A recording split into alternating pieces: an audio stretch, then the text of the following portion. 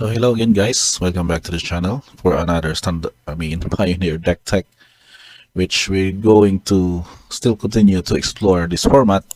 And today we're going to check on some of the I can consider as innovative archetypes in this format we're in. This time this goes around the artifact decks and making sure that we get the benefit for these 7 sorceries in this list, in which we have Madcap, Experiment, and Refurbish. So, in making sure that we can get the card advantage on this, we have some several decks in this lineup. We can call this one as Madcap Artifacts. The colors will probably go with the Mardu colors, that is red, black, and white. But that won't really be necessary, as though there are just minor fixing to the lineup as we go still with most of the good artifacts in this coverage of the Pioneer format, to can make sure that most of the artifacts included here are already being used as to the maximize their probable potential in this build. So we have 18 creatures. For instance, 3 non-artifact creatures. You can see this one, Sovereign and Portal to Brexia. 5 enchantments, 7 sorceries as mentioned, and 23 lands in this build. So we go first with the creatures, since the deck will play around the Madcap Experiment and get advantage out of it. We have 4 copies of Autonomous Assembler. So this one would go with the copy of being a prototype option, or just go wide with the 5 to cast 4/5. But what the deck would really get advantage from this is that whenever you go with the Madcap Experiments ability, let us check its effect again. Reveal cards from the top card of the library until you reveal an artifact card, and then put that card to the battlefield and the rest in the bottom of the library in a random order, and then deals damage to you equal to the number of cards revealed this way. So that's little drawback, because most of the deck's components here are mostly artifacts. But if you ever you would get to reveal, example this one, as mentioned, you would get the full potential of this, being the 5 to cast 4/5 and not the prototype alternate cost. So mentioned is that the prototype would only go with as you cast this artifact creature, but not going with the Madcap Experiments effect of having to cast this one. So there are variants here of creatures, artifact creatures, that can basically get a good advantage out of that effect from the Madcap Experiment. So along with the 4 copies of Assembler, we also have 2 copies of Noxious Gearhawk. This is just basically a good artifact threat, and also acts as a spot removal because its ability that can destroy another target creature. So it was discarded this way, you will gain life equal to its toughness. And not only it's a 5/4 menace, and you can also do multiple shenanigans, given with that we have included Fable of the Mirror Breaker in this build we're in. You would be able to go with the Reflection PKG keys, creation of tokens, to that's basically get more card advantage out of this creature of the Gearhawk. So next up, we have also 4 copies of the Flesh Gorger. We have the option here to go with the 3/3, or just go with Madcap's Experiments against ability to go wide with the 7/5 Menace, Lifelink, and Ward that can protect you by paying the life of equal to its power, that is 7. So that is 4 copies, making sure that you'll also have a lifelink source, where in the drawback of the Madcap's ability Experiments damage would be mitigated with that lifelink source. Now for that option with the Refurbish, we have the copy of a Raffine's Informant, wherein when it enters the battlefield, you work a knife, and then you draw a card and discard a card. You probably discard one of the relevant artifacts that you have drawn early on, to be able later on become a target of Refurbish ability, that you will be able to return target artifact card from your graveyard to the battlefield. So in addition to that, you have also a good discard effect. In that option, we'll also have Fable of the Mirror Breaker's second ability. You may discard up to 2 cards, and then you may draw that many cards as you want. So discarding those necessary artifacts, and then go Refurbish on your turn 4.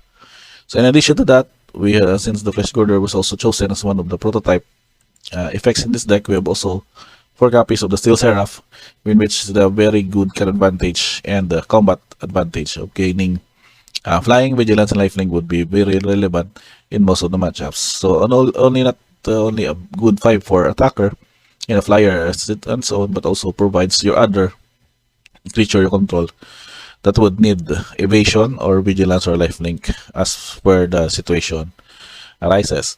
So for the non-creature artifacts, we have Portal to Phyrexia. This is also a very good spot removal and to be able to also to rebuild with the Madcap experiment, wherein we would also have exponent sacrifice 3 creatures, and then a minimum upkeep, you may have target creature card from the graveyard into the battlefield under your control, and it's a Phyrexia in addition to its other types. So you basically have your early or your discarded artifacts or early connive artifacts can also be brought back by Portal to Phyrexia. So not only removable, but also a good card advantage, which can basically be able to cheat out by these 2 sorcery in your deck. And also a single copy of Sky Sovereign. This can also be a good vehicle, but also a good spot removal per se, because it can deal 3 damage to target creature or planeswalker on opponent controls. That when it enters the battlefield and also can attack, and the crew tree would not really be very hard to crew, because they have also several creatures here that can basically act up as a crew to get this one flying and attacking for 6 in the air, and also dealing 3 damage to a potential blocker or the threat of your opponent. So for the enchantments, again, Fable the Mirror Breakers would be your good card draw, providing a mana ramp with the shaman, and also doing some shenanigans with the reflection of GK's activated ability of creating tokens, multiple tokens of your artifacts and artifact creatures that are non-legendary. So good option. Gearhulks, Flesh Gorgers, also Steel Seraph if they're needed, to be able to go with some extra damage and effects by creating this token. Now we only have 1 copy of the Stats of the Spirit Realm. This would be more of the spot removal, or also the channel ability would also go with exiling target artifact creature, then returning it back to the battlefield at the end step. So casting early on as a prototype, then you can later on get to channel this card to blink it out to get its full potential as it comes back to the battlefield, for example. So you can basically prototype this one for 3/3 and then use Chance of the Spirit Realm's channel ability to bring it back as a 7/5 after the end of your end step. So that's much of the shenanigans right there.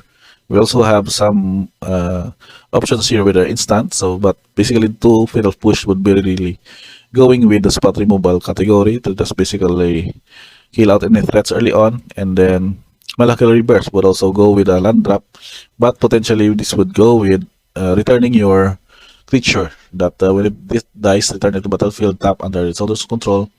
So early prototypes that can also trade out in battle can also be a good target for the Malaka Rebirth to be able to bot back and become a huge or its full potential print when it comes back to the battlefield. So that's very good spot removal evasion and also battle combat shenanigans in the setup. So again, sorceries are your battle experiment and refurbish to make sure that your artifacts gets back to the battlefield at any scenario, and basically cheating them out early on with this effect. Now for the lands, those are basically just a good fix for the Mardo colors. So this one would also be specifically composed of your Shock lands. This Castle Twin also has a good card draw in the late game. Some Pale lands, also some of the Kaladesh lands, since this goes with untapping on your early turns, is also a good mana fix. Okay, some more Shock lands and also slow lands in this limited hunt with the Counted Ridge. Additional inspiring advantage, and also we have an option for a mana land also with Needle Spires. More Shock lands and also Savai Triumph was also added because it was tricolor ability, but we only have 2 copies here to make sure that we would avoid the top option in your early turns, but we'd also go with the late game of cycling these cards to more card draws or gas if needed. And also we have an option for Shambling Bent for another mana land choice and a mana fix, and slow lands with Shadow Sanctum, Sandon Puro Sphinx for Painland fix, and Sandan Pass for that's another dual colors choice and source for the mana fix. Now for the sideboard, we're just going to just go with a quick rundown. The Cosmic Gearhawk would go against probably for the aggro decks because you would have each player choose an artifact, creature, enchantment in a planeswalker or Magnaland permanents to control, then sacrifice the rest. Basically, very good for aggro with the humans or more of the uh, creature type of setup that are basically hoarding early on. Additional fatal push for those same matchup with the creatures, probably with spirits. Go Black would also go with the Grisfang decks and maybe for Blue Eye Control and maybe even for they said Phoenix decks because of the exile ability in the graveyard. Heliod's Intervention.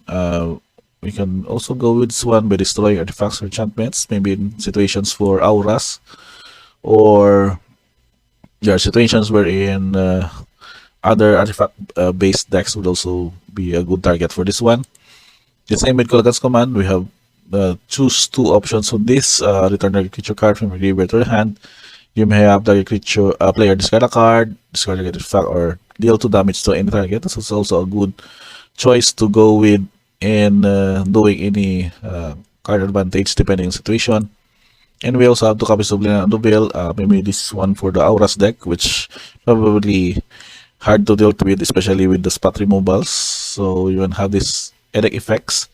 And this would also be good against probably some of the control decks in the meta, wherein you would also just gain advantage by discarding your artifact creatures, which you can be having to target later on with the refurbish or any recursion effect. So, and last but not the least, I think Running Valley for the blue-white matchup, Spirits probably, and Thoughtseize also. They make sure that we have 4 copies of Thoughtseize. That is very essential against mid-range, against control, against other combo decks that may have be able to take out their best card, and then you would be able to see their hand and do your next plan for your gameplay the succeeding turns. So that's basically about it. For the mana curve, we are basically having to 4, but the early turns would be really protected with those spot removals. The color distribution would still suffice with this 8 colors for black. Red is also 8 and white is 8. That's basically a good color mana cost distribution, but the production is basically enough with 16, 19, and 14 for each of the succeeding colors. And for the tokens, we only have 3: Copy token, Goblin Shaman, and Treasure token from... Which one we produce Treasure token? The Fable Shaman ability. We'll create a Treasure token. So that's basically about it. Madcap Artifacts as another deck tech suggestion for the Pioneer format. If you like this video, we can have more of the Pioneer discussion in the coming next episodes, and also make sure that you're subscribed and notifications bell on to be able to be notified instantly as the new upload were posted in this blog and this channel also. Thank you for watching this video, guys, and until the next time, and see you guys.